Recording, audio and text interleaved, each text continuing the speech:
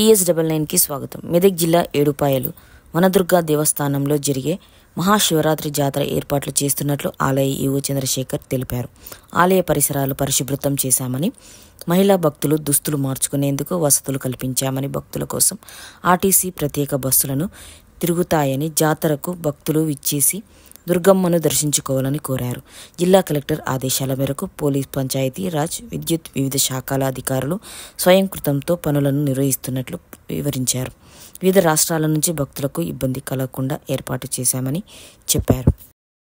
ఏడుపాయల వనదుర్గ భవాని దేవస్థానం నందు జాతర ఉత్సవాలు ఈ నెల 26వ తారీఖు నుంచి 29వ తారీఖు వరకు అత్యంత మహావైభవంగా నిర్వహించబడుతున్నవి. ఈ సందర్భంగా జిల్లా కలెక్టర్ గారు ఇప్పటికే 3 సార్లు జిల్లా అధికారులతో మరియు దేవాలయ అధికారులతోటి సమీక్షా సమావేశాలు నిర్వహించి అందరికీ కూడా దిశానిర్దేశం చేసి ఉన్నారు. ఈ సందర్భంగా జిల్లా కలెక్టర్ గారు మరియు దేవాదాయ శాఖ కమిషనర్ గారు మరియు మంత్రి గారి ఆదేశాల మేరకు దేవాలయం నుంచి అత్యంత వైభవంగా జాతర ఉత్సవాలు నిర్వహించడానికి అన్ని ఏర్పాట్లు చేయడం జరుగుతున్నది. ముఖ్యంగా ఈ దేవాలయంకు ఇచ్చే భక్తులందరికీ కూడా ఈ క్యూ లైన్స్ మరియు పెండాల్స్, తాగునీటి ఏర్పాట్లు, పారిశుద్ధ నిర్వహణ అన్నీ కూడా ఇలా ఇబ్బంది లేకుండా నిర్వహించబడుతున్నవి.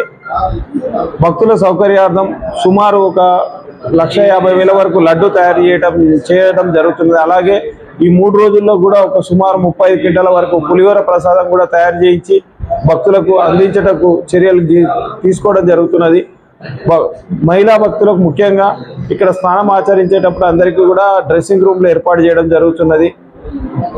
అలాగే రవాణా సౌకర్యంలో విషయం చేయంగానే అక్కడి నుంచి దేవాలయం వరకు ఉచితంగా 10 మినీ బస్సులను ఆర్టీసీ వారితో ఏర్పాటు చేసి ఇక్కడ వరకు అందించడం జరుగుతున్నది. అలాగే స్నానం ఆచరించుటకు 3 ప్లేస్లలో షవర్స్ ఏర్పాటు చేయడం జరిగింది. ఈ ఉత్సవాల్లో ఎలాంటి అవాంఛనీయ సంఘటనలు జరగకుండా ఉండుటకు సుమారు 1000 మంది పోలీస్ సిబ్బంది విధి నిర్వహించుటకు విచ్చేయుచున్నారు. అలాగే పారిశుభ్రత నిర్వహణ నిమిత్తము 600 మంది సిబ్బందిని డిపిఓ ద్వారా నిర్వహించుచున్నారు.